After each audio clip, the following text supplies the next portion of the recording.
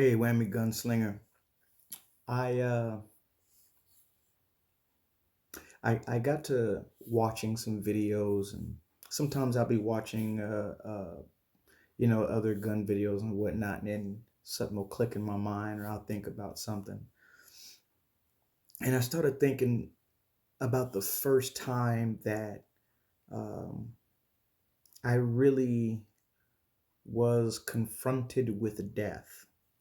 And I don't mean that as in death was knocking at my door, but that it was right there. Like, I was somehow um, connected to it. And it was in middle school. In middle school, an hour before we got to class, or before we all got to school, an hour before school started, one of our teachers was shot and killed right in front of the school. Um, and Yeah, let me give you some background on that. Hold on just a moment. All right, here I'm back with my storytelling gear on. So now there's this teacher. His name was Mr. Summers, and I was in the seventh grade. Um, and you know, I pulled up to school. I used to catch the regular bus. Like, I didn't take the school bus to school. I used to take the regular metro bus to school because they stopped busing the school bus into the area that I lived, and bad area.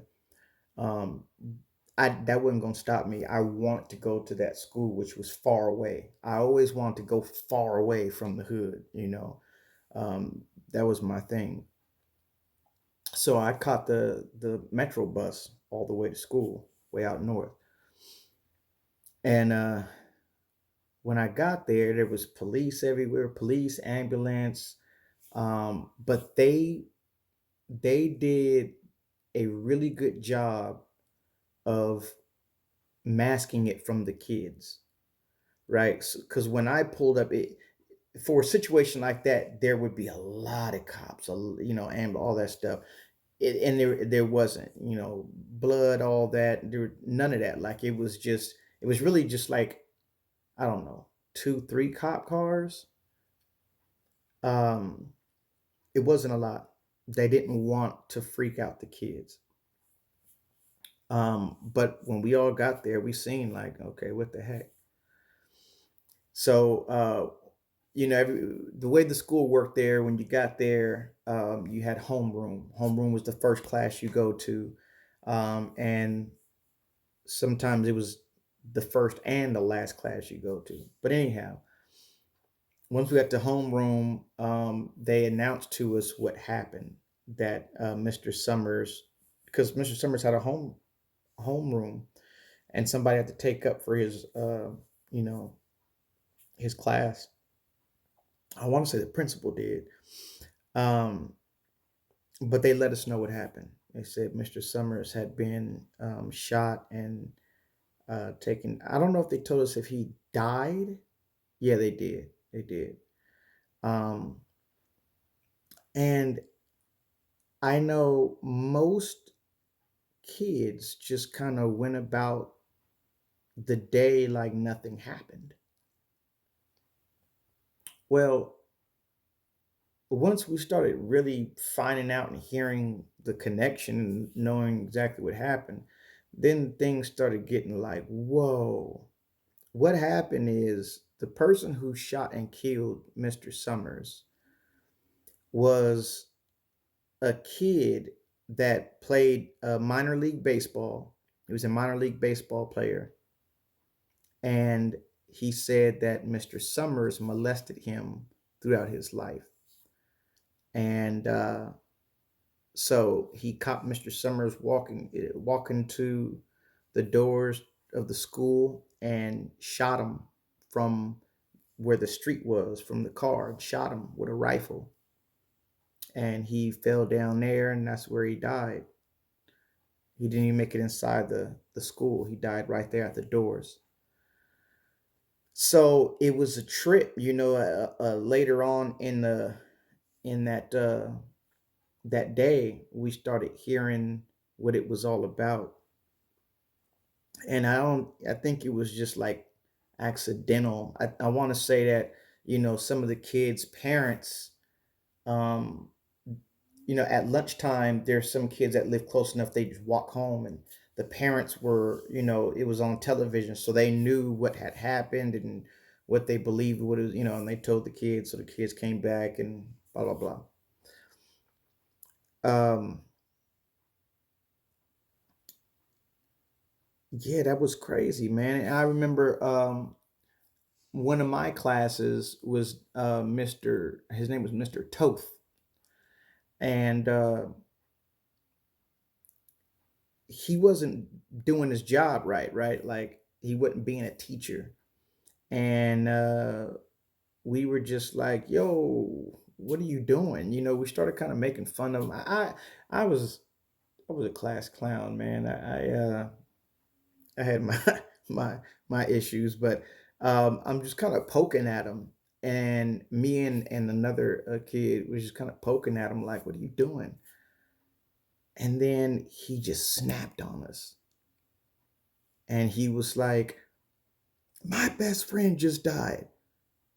Do you think I give a bleep about this, that, and the other?" And we were just like, well, I didn't even know he was close to Mr. Summers like that. Um, but yeah, he just snapped. Like he just went off, and we were quiet after that, like, all right, whatever. Um, and so with that story leads me into another story that was it's something I'll never forget. That whole molesting thing, man, I can't fathom. I honestly cannot fathom, you know, what these freaking grown men do to these other men, of course, and women. But a lot of what I've seen, in my life, what I've noticed, was that a lot of people that had become gay were molested. Men, I'm talking about men who were gay, were molested in their past. That's not always the case. I'm just saying a lot of the cases that I was aware of, that was what happened. So when I was about 22 years old, I was I worked for the Seattle Times. They went on strike, and so they took us from the sales department and shot us down. Had us come downtown to work for the people on strike. And so um, there's a bus that went right in front of my house that went straight there. So it was applesauce for me. So I, boom, got on the bus, heading downtown to go to work. And this guy gets on the bus. I remember he looked like he was mixed black and white or something like that. It's what he looked like. He had curly hair, um, slightly chubby, and he got on the bus, and I was sitting in the back, all the way in the back, far left corner, and he came to the back and went into the far right corner, and he had this bag, and in the bag was like knives, needles, and just all kind of stuff, man. And shoot, no, I wasn't 20. I wasn't 22. Hell, I was 20, I want to say. 20, 21, maybe. Um, but at that time I didn't carry a gun. I wasn't old enough, or I had just turned 21, just hadn't done it yet.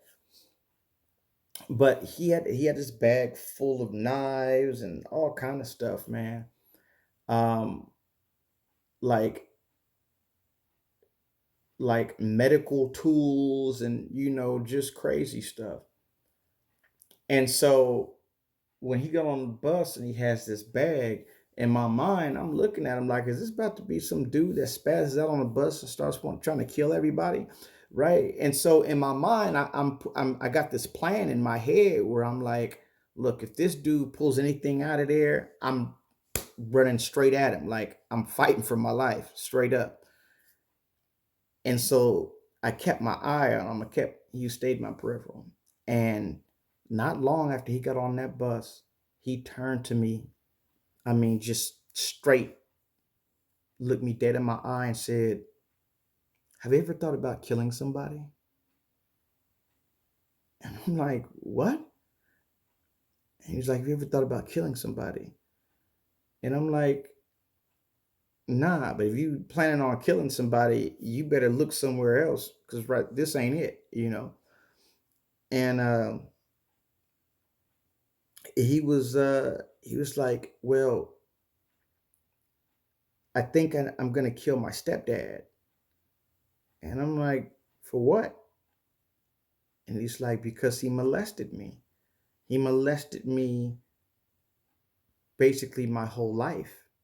And, prior to him saying anything, prior to him to even sitting down, I paid attention to the way he walked. I paid attention to his mannerisms. So I could kind of tell that he was feminine, he walked feminine, you know what I mean? So he even talked feminine. And so it's once he said that, I had put two and two together again and was like, wow, man, this is it's horrible. And I'm like, well, I don't think killing him is the right thing to do, man.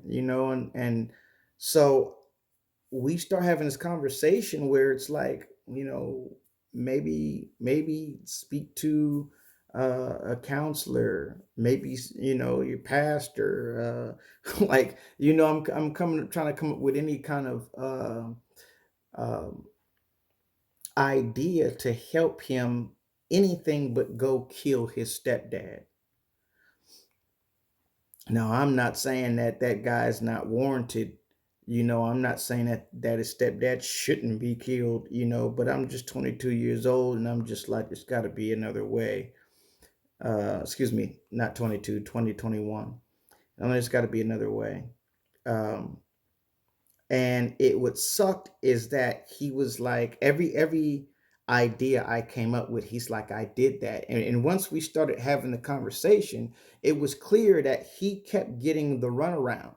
So he was seeking help, but was getting the runaround, like a circle. It would always be somebody going, okay, well, you need to do this. And that person would say, okay, you need to do that. And he would just get tossed in this circle with nobody actually helping him, and he wanted help, like for real.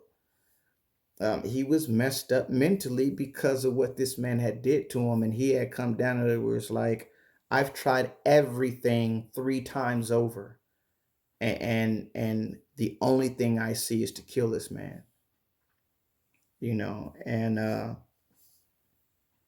I remember more people started getting on the bus, and so it ended up being where it was like 3 or 4 more people who had got on the bus and was listening to me and his conversation, and they started putting in their input. And a lot of them we had to like catch him up, like, look, he's already went through blah blah blah blah blah, so we need to think of another idea. But I ended up getting off the bus to go to work. I got off before it was his turn to get off, and I just remember I was like, look, man, I'm going to pray for you. Um, I hope to God you find, some type of peace or whatever. I gave him a speech and a quick speech and got off. But yeah, those two things they're connected because the minor league baseball player guy who killed Mr. Summers, was also he was gay, and he ended up being gay from being molested from this guy, from this Mr. Summers. And I'm not saying being gay sucks. What I'm saying is, obviously, what happened to them is the worst thing in the world, man. That's the worst thing in the world. Like, those are the lowest of the low. Like, those people are so low that when they go to prison, the lowest of the low look down on them. Like, that's how low they are, you know.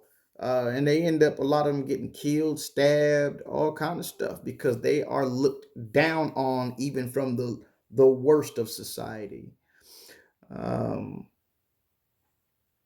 yeah. So anyway, I just wanted to talk about that. That Mr. Summers was like the first death, at least the first murder I had that was, in contact with. And then the next year is when a girl was shot and killed at Ballard High School. The year before I was going to go to high school, this girl was killed. This dude went into school shooting at this dude. He was just shooting, and she was a innocent bystander. She got hit, and she died. I think she's a Hispanic chick, really pretty too. Um, that happened the next year, and then after that, my buddy being murdered was the next thing that was one that really really hit home. Um, but I remember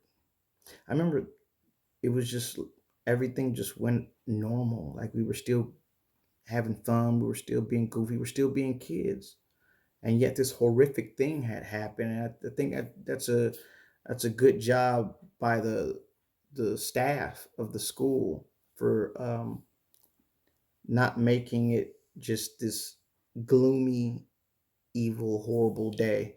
You know what I mean? To just kind of help us get through, and they did a really good job. But I know after that it was like, whoa. I know a lot of kids didn't come to school the next day because they were like, kind of traumatized from it. He was, to a lot of kids, he was their favorite teacher. So it did some damage. But yeah, that's it's like, I don't condone it, but I understand. You know what I mean? I'm not gonna People who are that low. Like, I agree with the judicial system, but at the same time, there's a time for everything, and there's a time to kill, and there's a time for peace. And when the system is not working, is that the time to take it into your own hands? Are those guys warranted for those kills? You be the judge. Let me know below.